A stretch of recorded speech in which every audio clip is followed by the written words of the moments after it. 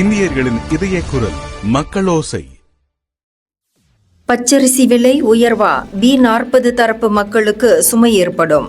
உள்நாட்டு பச்சரிசி உச்ச வரம்பு விலையை உயர்த்தும் பரிந்துரையானது பயனீட்டாளர்களுக்கு, குறிப்பாக B40 தரப்பு குடும்பங்களுக்கு நேரடியாக தாக்கத்தை ஏற்படுத்தும் என்று பொருளாதார நிபுணர் பேராசிரியர் டாக்டர் பர்ஜோயாய் பர்டாய் தெரிவித்தார். B40 தரப்பு மக்களை பொறுத்தவரையில் அவர்களின் 60 முதல் 80 விழுக்காடு வருமானம் உணவுக்காக பயன்படுத்தப்படுகிறது என்று அவர் சுட்டிக்காட்டினார். மலேசியாவில் பிரதான உணவாக அரிசி உள்ளது. ஆகவே அதன் உச்சவரம்பு விலையை உயர்த்தினால் அது 3000 ரிங்கிட்டிற்கும் குறைவாக வருமானம் பெறக்கூடிய குடும்பங்களுக்கு பெரிய பாதிப்பை ஏற்படுத்தும் என்று அவர் சுட்டிக்காட்டினார். அரிசி விலை என்பது வாழ்க்கை செலவினத்தை தீர்மானிக்கிறது. அதன் விலையை உயர்த்தினால் வாழ்க்கை செலவினம் மேலும் அதிகரிக்கும் என்று அவர் சுட்டிக்காட்டினார். உள்நாட்டு பச்சரிசி உச்சவரம்பு விலையை உயர்த்த வேண்டும் எனும் பரிந்துரை தொடர்பில் அரசாங்கம் இன்னும் சம்பந்தப்பட்ட தரப்புடன் விவாதித்து வருகிறது. இன்னும் சில தினங்களில் அது பற்றி முடிவெடுக்கப்படும் என எதிர்பார்க்கப்படுகிறது. ராயன் கொலை விசாரணை தொடர்கிறது. வாக்குமூலங்களில் முரண்பாடுகள். ஸ்லாங்கூர் போலீஸ் தலைவர் தகவல். ஆட்டிசம் பாதிப்புள்ள சிறுவன் ஷயன் ராயன் அப்துல் மதீன் கொலை வழக்கு தொடர்பில் அவனுடைய பெற்றோரும் மற்ற சாட்சிகளும் அளித்திருக்கும் வாக்குமூலங்களில் முரண்பாடுகள் இருப்பது போலீஸ் விசாரணையில் தெரிய வருகிறது.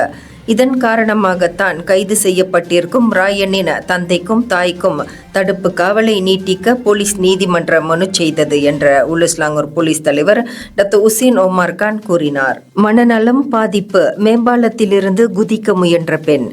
கோலாலம்பூரில் உள்ள பஹாங் சாலை வட்டம் அருகே ஒரு மேம்பாலத்திலிருந்து கீழே குதிக்க முயன்ற 23 வயது இளம்பெண் தனது கையையும் கீறிக்கொண்டார். நேற்று பகல் 2 மணியளவில் இந்த சம்பவம் நிகழ்ந்திருக்கின்றது. கையை கீறிக்கொண்ட அந்த பெண் மேம்பாலத்திலிருந்து கீழே குதிக்க முயன்றதை வாகன ஓட்டிகள் பார்த்து போலீசுக்கு தகவல் கூறி இருக்கின்றனர் என்று வங்சாமோஜு மாவட்ட போலீஸ் தலைவர் ACP முகமது லசீம் இஸ்மாயில் நேற்று கூறினார். அந்த பெண்ணுக்கு மனநல பிரச்சினை உள்ளது. இந்த சம்பவம் குறித்து யாரும் போலீசில் புகார் செய்யவில்லை. இதனை தற்கொலை முயற்சி என கருத முடியாது. மனநல பாதிப்புள்ள அந்த பெண் கோலாலம்பூர் மருத்துவமனையில் சேர்க்கப்பட்டதாக அவர் சொன்னார். சம்பவத்தன்று பகல் 2:28 மணியளவில் தித்திவங்சாவிலிருந்து தீயணைப்பு வீரர்கள் அந்த இடத்திற்கு விரைந்து சென்றனர். பொதுமக்கள் உதவியுடன் அந்த பெண் காப்பாற்றப்பட்டார். அந்த பெண்ணின் கையில் காயம் இருந்தது. இந்த சம்பவம் பற்றிய ஒரு வீடியோ பதிவு சமூக வலைத்தளங்களில் வைரலானது. நள்ளிரவில் சிக்கிய லாரி. டீசல் கடத்தல் முறியடிப்பு. சிரம்பானில் அதிகாரிகள் நடவடிக்கை.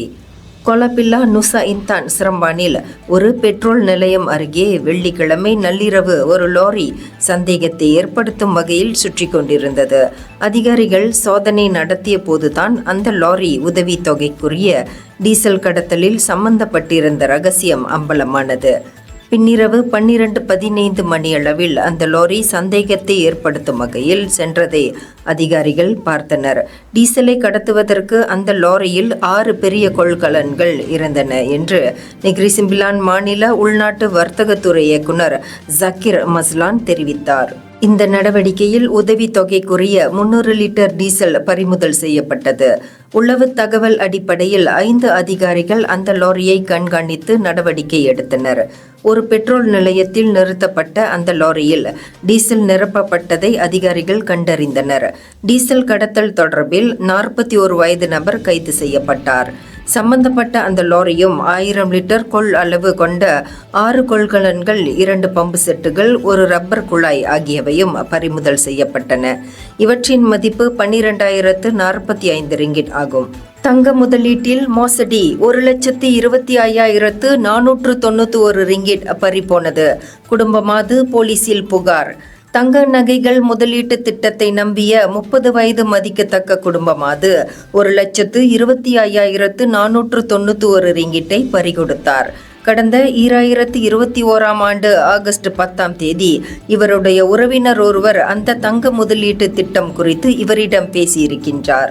ஆன்லைன் மூலம் தங்கத்தை வாங்கி முதலீடு செய்தால் நல்ல லாபம் கிடைக்கும் என்று தனது உறவினர் கூறியதை இந்த பெண் முழுமையாக நம்பியதாக திரங்கானு போலீஸ் தலைவர் டத்தோ முகமது கைருடீன் கூறினார். அதன் பின்னர் முதலீட்டு நிறுவன வங்கி கணக்கிலும் தனது உறவினர் வங்கி கணக்கிலும் இந்த பெண் பணத்தை செலுத்தினார்.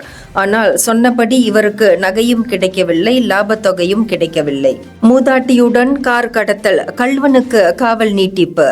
கடந்த திங்கட்கிழமை சமாம்பு குவாந்தானில் ஒரு பெட்ரோல் நிலையத்திலிருந்து காரை களவாடி சென்ற நபருக்கு காவல் நீட்டிக்கப்பட்டிருக்கிறது. அவர் மேலும் 4 நாட்கள் தடுப்பு காவலில் வைக்கப்பட்டு விசாரிக்கப்படுவார் என குவாந்தான் மாவட்ட போலீஸ் தலைவர் ACP வான் முகமது ஜஹானி வான் புசு தெரிவித்தார். காரை கடத்தியவன் சுமார் 400 மீட்டர் தொலைவில் அந்த மூதாட்டியை இறக்கிவிட்டான். சம்பவத்தின் போது அந்த மூதாட்டியின் 77 வயது கணவரும் அவர்களின் 38 வயது மகளும் அந்த பெட்ரோல் நிலையத்தில் காரை நிறுத்தி பெட்ரோலை நிரப்பிவிட்டு கழிப்பறைக்கு சென்ற சமயம் இந்த மூதாட்டி மட்டும் காரில் அமர்ந்திருந்தார்.